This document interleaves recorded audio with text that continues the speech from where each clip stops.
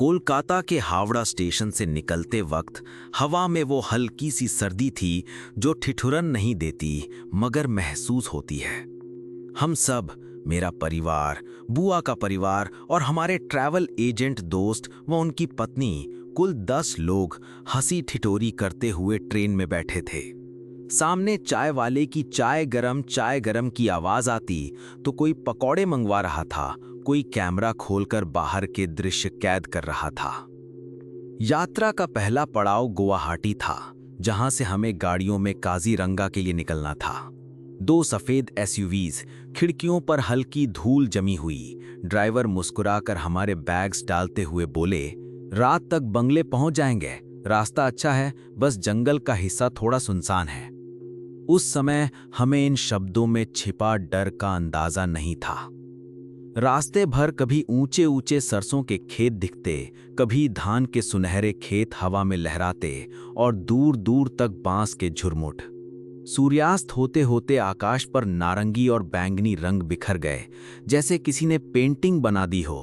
मगर जैसे जैसे रात घिरने लगी, सड़कें सुनसान होती गईं, स्ट्रीट लाइट्स कम होती गईं और गाड़ियों की हेडलाइट ही एकमात्र रोशनी रह गई।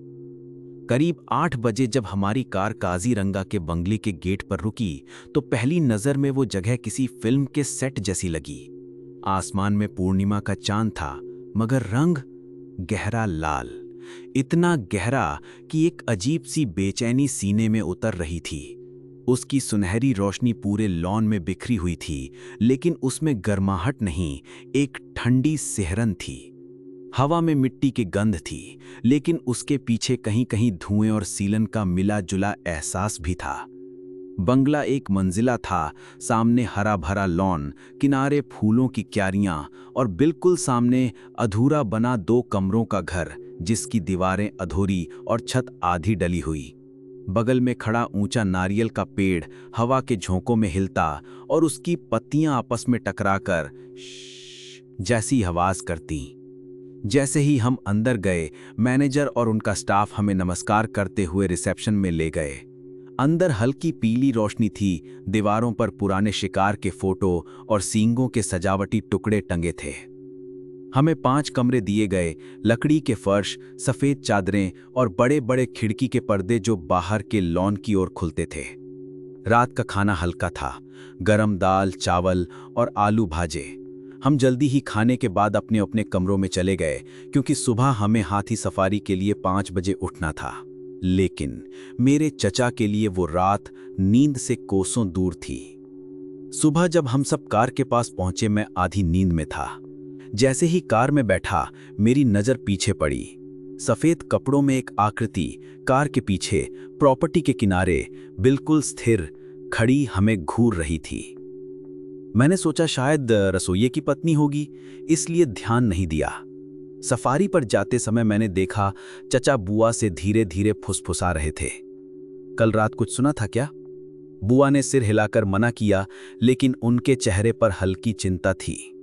सफारी से लौटते समय चचा ने हमें बताया, रात भर मुझे किसी के रोने सुबकने की आवाज आती रही और पर्दे के पीछे से मैंने एक सफेद सा साया देखा जो लॉन में आगे पीछे भाग रहा था।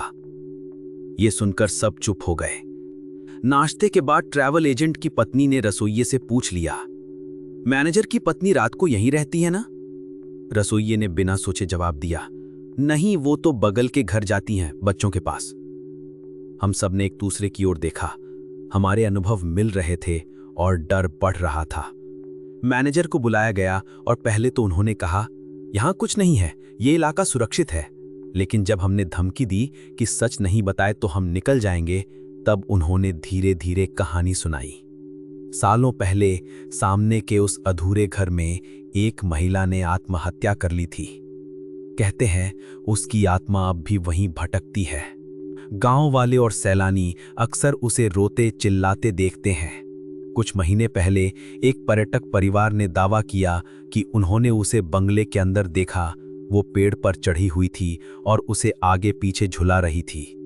मैनेजर ने पूजा पाठ भी करवाई और उस घर को पूरा बनाने की कोशिश की, लेकिन काम करने वाले बीमार पड़ गए और काम रुक गया। उसी शाम हमने जीप सफारी की और रात में ही वहां से निकलने का फैसला कर लिया। चचा ने बाद में हमें बताया कि जैसे ही उन्होंने कमरे की लाइट बंद की, बाहर से आती चांदनी पर्दों के पार कमरे में एक अजीब सी चांदी जैसी रोशनी बिखेर रही थी। खिड़की के बाहर नारियल का पेड़ हल्का हल्का हिल रहा था। पत्तियां आपस में टकराकर एक सरसराहट पैदा कर रही थीं, लेकिन उसमें भी एक पैटर्न था, जैसे कोई उसी लय में आगे पीछे झूल रहा हो। पहले उन्हें लगा ये बस हवा है, लेकिन रात के करीब 2:30 बजे अचानक कमरे में एक हल्की सी ऊ ऊ जैसी आवाज भरने लगी। ये रोने जैसी आवाज थी, मगर बहुत धीमी, जैसे कोई गला दबाकर रो रहा हो। चचा बिस्तर पर लेटे लेटे कान लगाकर सुनने लगे। आवाज लगातार आ रही थी, कभी पास कभी दूर, लेकिन उसके साथ अजीब सी ठंडी हवा का एहसास भी था, जो बंद खिड़की के बावजूद कमरे के अंदर महसूस हो रही थी। उन्होंने खिड़की की ओर नजर घुमाई। खिड़की के पर्दों के पीछे से जैसे कोई सफेद सा साया लॉन में आगे पीछे भाग रहा हो। उसकी हरकतें मानवीय नहीं थीं, कभी बहुत तेज, कभी बिल्कुल स्थिर। चांदनी में वो साया और भी ज्यादा डरावना लग रहा था। चचा ने करवट बदली, पर नींद तो जैसे कोसों दूर थी। रात भर वो उसी सुबकने और सरसराने की आवाज के बीच जागते रहे। सुबह का समय हम सब नींद में थे, लेकिन हाथी सफारी का उत्साह हमें उठाकर बाहर ले आया। जंगल में घुसते ही ठंडी और नम हवा चेहरे से टकराई। पेड़ों के बीच से आती धूप लंबी लंबी धारियों में जमीन पर गिर रही थी। दूर से बारहसिंघा का झुंड और कहीं कहीं मोर की आवाज, मगर इन सब के बीच जंगल में एक अजीब सी चुप्पी थी। पत्तों की सरसराहट और पक्षियों की आवाज भी जैसे दब कर आ रही थी। सफारी के दौरान भी चचा का ध्यान बार बार पीछे जा रहा था, मानो उन्हें लग रहा हो कि कोई पीछा कर रहा हो। वो बार बार गर्दन घुमाकर रास्ते की तरफ देखते और फिर किसी को ना पाकर हल्की सी सांस छोड़ते। वापस लौटकर जब हम नाश्ते की टेबल पर बैठे, तभी ट्रैवल एजेंट की पत्नी ने कैजुअली पूछ लिया, मैनेजर की पत्नी रात को यहीं रहती है ना? और जब रसोइये ने कहा कि वो रात को अपने घर जाती हैं, तो सब चुप हो गए। ये वही पल था जब हमें समझ आया कि जो कुछ चचा ने देखा और सुना, वो किसी इंसान का काम नहीं था। मैनेजर को बुलाया गया। पहले तो वो टालने लगे, मैडम ये इलाका बिल्कुल सुरक्षित है, यहाँ कुछ नहीं है। लेकिन जब हमने कहा कि अगर सच नहीं बताए तो हम आज ही निकल जाएंगे, तो उनकी आंखों में एक पल के लिए डर उभरा। फिर उन्होंने गहरी सांस ली और बोलना शुरू किया। करीब 20 साल पहले सामने का जो अधूरा घर है, उसमें एक महिला रहती थी। उसका पति उसे छोड़कर चला गया था और वो यहाँ अकेली रह गई थी। कहते हैं उसने एक रात बिल्कुल ऐसी ही पूर्णिमा में उस अधूरे कमरे में फांसी लगा ली। सुबह जब लोग पहुंचे तो उसका चेहरा लाल चांद की रोशनी में सफेद और पीला पड़ चुका था। उसके बाद से लोग कहते हैं कि वो यहाँ भटकती है, कभी रोती है, कभी चिल्लाती है। कई बार तो उसकी परछाई नारियल के पेड़ पर दिखती है, जैसे वो उसे झुला रही हो। कुछ महीने पहले एक पर्यटक परिवार यहाँ ठहरा था और उनके ड्राइवर ने कसम खाकर कहा कि उसने उस औरत को पेड़ पर ऊपर नीचे हिलते देखा। ये सुनकर हमारे शरीर में सिहरन दौड़ गई। हम में से कोई भी लॉन के उस तरफ नहीं गया जहां अधूरा घर था। दिन में भी वो जगह अजीब लगती थी। दीवारों पर सीलन, टूटी ईंटें और दरवाजे की जगह बस खाली फ्रेम।